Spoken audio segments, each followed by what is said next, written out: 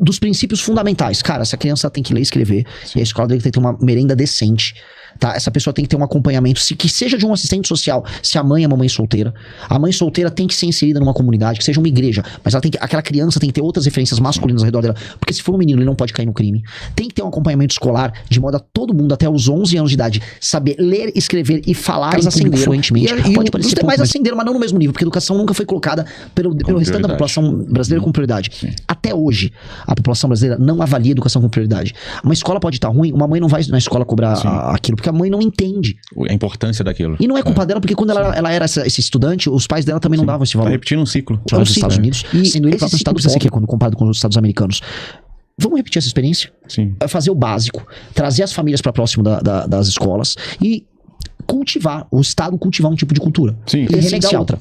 Famílias cujas crianças têm um bom desempenho escolar ao fim do ano, abatimento de imposto. Sim. Então a família já começa a ver, não, pera um pouquinho, eu já vi uma vantagem agora, Exato. Meu filho bem. Você acha que isso passa pela cultura? Pelo que você tá falando? Muito. Como que você pretende abordar isso, Renan? Na cultura, na educação, pra gente ter um país que não seja problemático desse jeito? Vamos lá, algumas coisas pra a gente entender. Há um problema cultural do brasileiro e um problema educacional que vem do modelo de educação que a gente adota, que passa inicialmente, vou partir da base.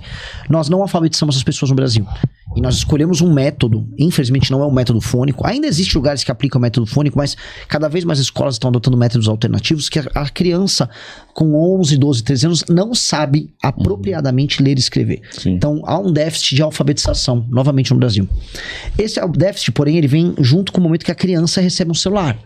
Então a pessoa sem escrever ou ler direito, sem ter lido o livro, sem ter formado imaginário, sem ter preparado imaginação, ela tem acesso a uma cultura de massa que é horrível. Eu dei uma entrevista em Portugal e os portugueses meio que não negaram ali. Os portugueses costumam ser condescendentes. Tipo, não, imagina, vocês são lindos no Brasil. O europeu adora isso. E eu falei, não, a cultura de massa no Brasil é talvez a pior cultura de massas do mundo. Quando eu falo cultura de massa, essa cultura popular tá no TikTok, você vai ver numa rádio meio popularesca, que é uma cultura altamente sexualizada, uma cultura muito violenta. A parte musical é extremamente primitiva e uma rítmica ligada sempre a sexo. Cara, isso não é bom pra ninguém. E eu até falei pro jornalista, cara, isso não é bom pra ninguém. Não é bom pra mulher brasileira que é desvalorizada. Não é bom pra criança brasileira. Não é bom pra... Quando você expõe a criança a uma cultura ruim, você vai procriar pessoas ruins. E essa pessoa já não vem alfabetizada da escola. Então quando a gente pega a base do jogo, a gente tá formando algo horrível. Então as pessoas, a base da população, ela já vai animalizada, uma parte dela ela vai simplesmente para alienação, outra é resgatada pelas igrejas, a igreja vai fazer um trabalho com a pessoa, e a pessoa vem muito mal. Aí uma igreja resgata ela aqui, outra é resgatada por ali, e aí depende, o cara caiu numa igreja boa, cumpre um papel, aí esse cara, beleza, esse cara vai se recuperando. Outras vai cair num pastor que às vezes não tá interessado na melhora do cara. Aí outras o cara não quer nada, ele só arruma um trabalho dele, fica frustrado, quer consumir desesperadamente, aí um belo dia ele, sei lá, vai encontrar um Pablo Marçal da vida pra servir de coach pro cara. Ou seja, se a gente olhar a jornada de vida do brasileiro comum, a jornada de vida dele, por conta de uma base muito ruim que ele tem em termos educacionais e culturais, é uma jornada de vida horrível.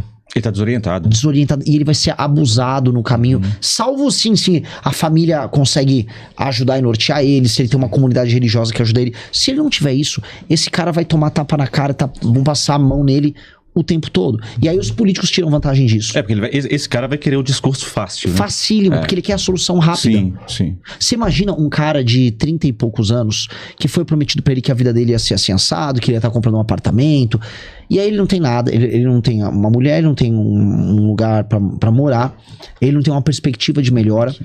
E então, assim, a única coisa que qual é a resposta rápida pra isso? Aí o fulano Lula virar pra ele, te dou uma picanha e uma cerveja. Tá acabou. Acho que é isso. Ou alguém fala, não, bota no mito que ele vai derrubar os vagabundos e acabou. Esse cara tá desorientado. E nós, como nação, estamos desorientados. A gente tem que olhar pra base, minha visão, e resolver a partir, assim, dos princípios fundamentais. Cara, essa criança tem que ler e escrever, e a escola tem que ter uma merenda decente, tá? Essa pessoa tem que ter um acompanhamento, que seja de um assistente social, se a mãe é uma mãe solteira.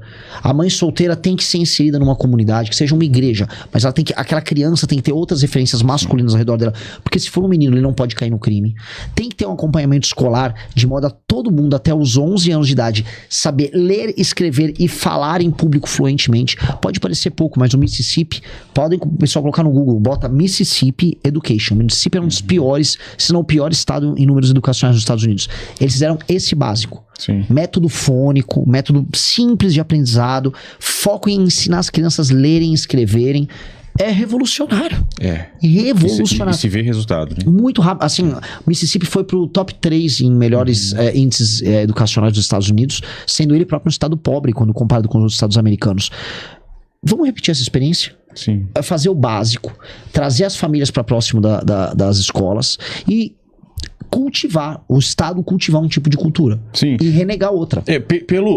O modelo que a gente tem hoje, até de investimento público, é uma pirâmide invertida. Sim. Né? Então você faz muitos investimentos, investimentos eleitoreiros lá no jovem que está ingressando no ensino superior e pouquíssimo investimento aqui embaixo.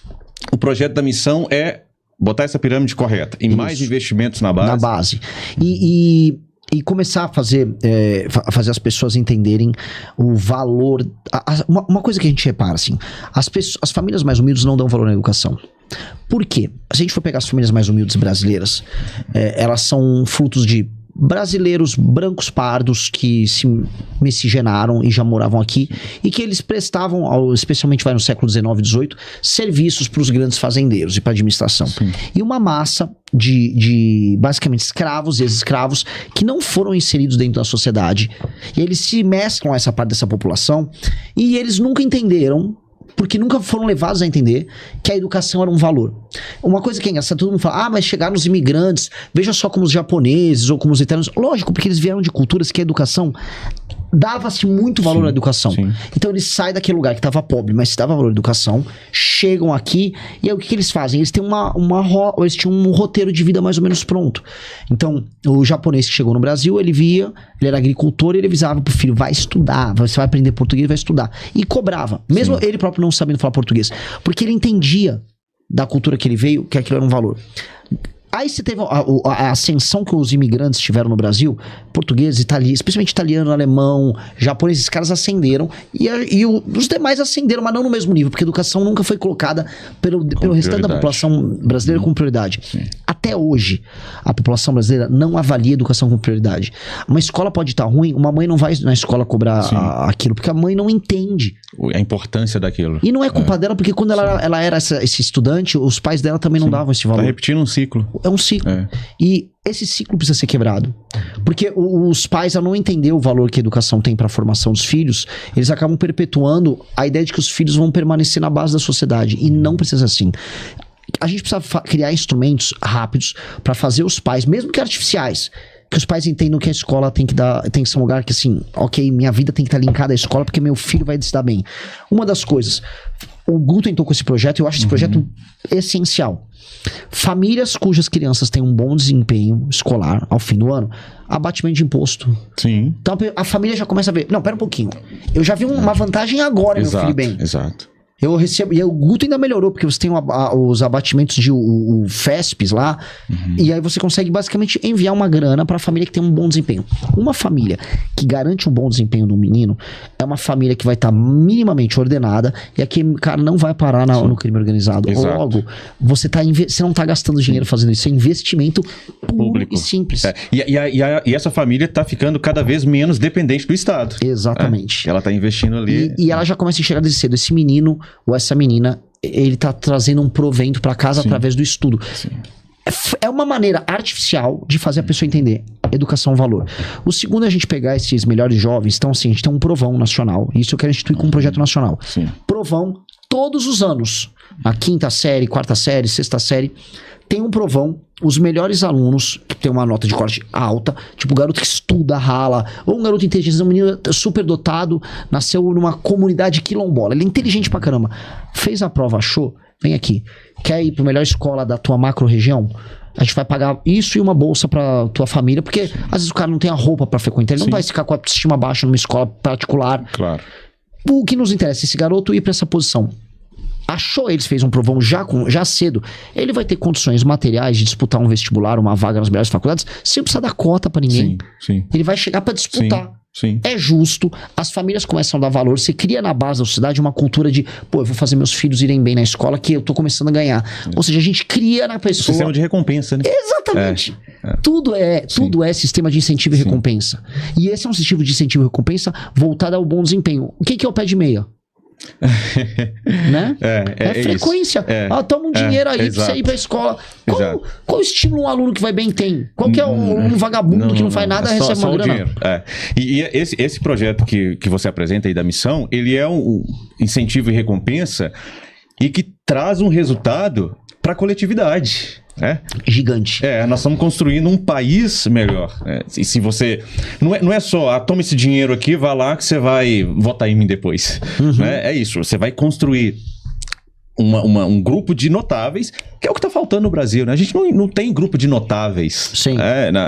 Nas tecnologias, nas ciências, porque falta esse investimento público.